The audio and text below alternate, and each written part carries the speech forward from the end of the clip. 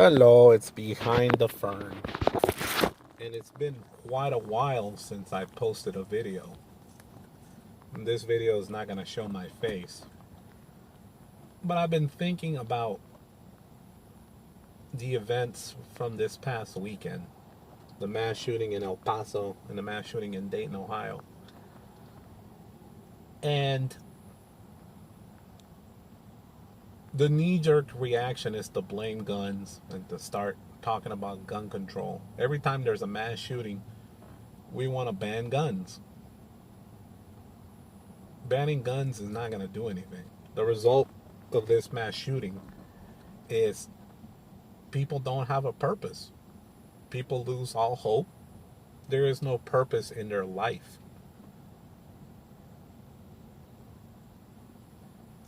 I'm even willing to say this, but if Medicaid for All did cover mental health screening and mental health help, then I'm all for it.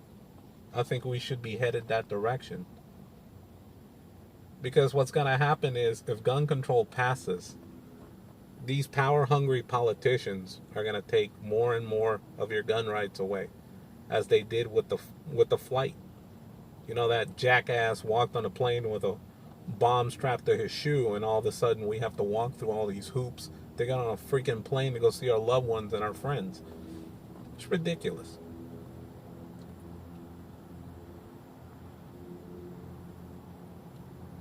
I'm just sick of the knee-jerk reactions. Every time some illegal immigrant kills somebody, they want to blame all immigrants. All of them. Even the illegal ones. This is why we need to limit immigration. This is why we need to ban all guns. You do know that there's people that live in the middle of nowhere, right? You do know there's people in Alaska that live in the middle of nowhere. There's people in Wyoming that live in the middle of nowhere.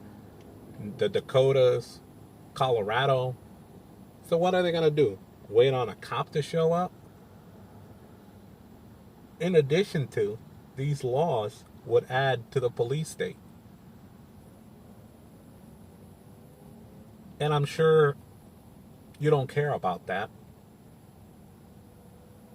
But we already have a little thing called the war on drugs, in which black and Hispanic people are already imprisoned for drug offenses at a higher rate than white people are.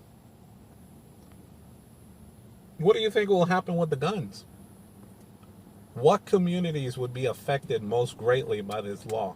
Black and Hispanic communities, of course, because they're already greatly affected by the war on drugs. So the police state will go after minorities, minority gun owners. So you can ban the guns, you can ban free speech, you can ban whatever freedom you want to ban, thinking that it's justifiable end to the goals or whatever. But in reality, it's not going to resolve the issue. The underlying issue is people feel like they don't have a purpose. People feel like there's no hope. It's up to us as individuals to help people find their mission in life, or at least attempt to help to find their mission in life. Help people ease the pain. Be nice to people. Be kind to each other.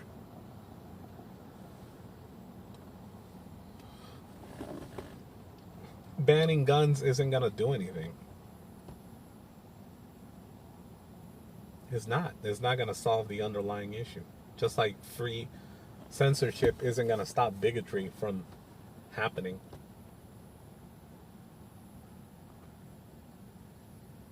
Just like banning abortions isn't going to stop abortions.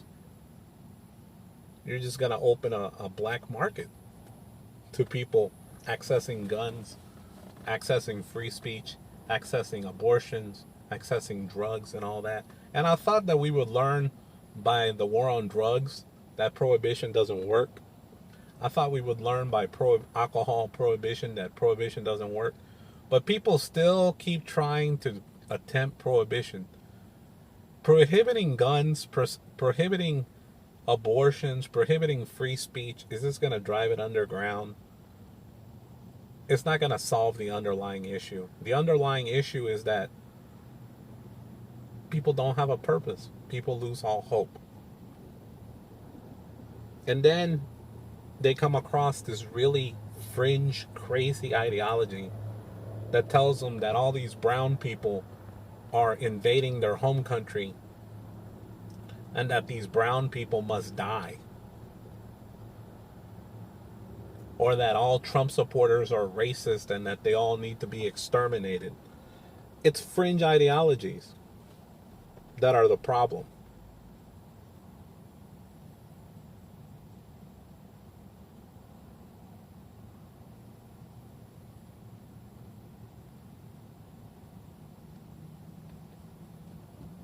I suffer from mental health. There's been plenty of times in which I wanted to take myself out.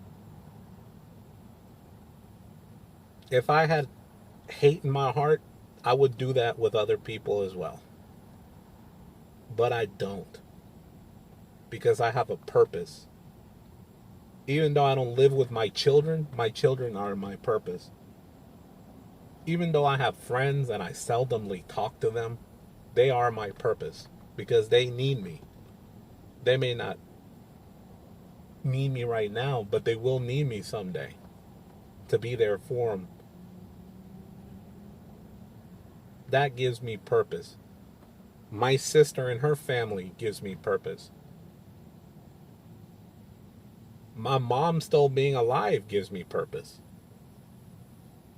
My family, who I seldomly talk to, give me purpose because they're going to need me one day. We all need each other. No man is truly an island.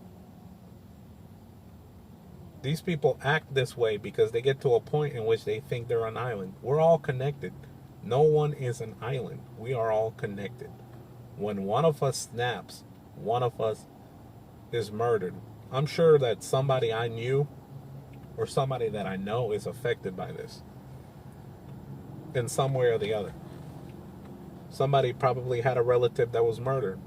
Somebody probably had a relative that was hurt, or somebody that was a relative of one of the mass shooters is affected by this. And I may possibly know him because the world is a small place.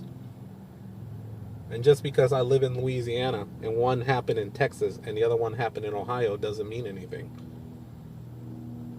The world is a small place.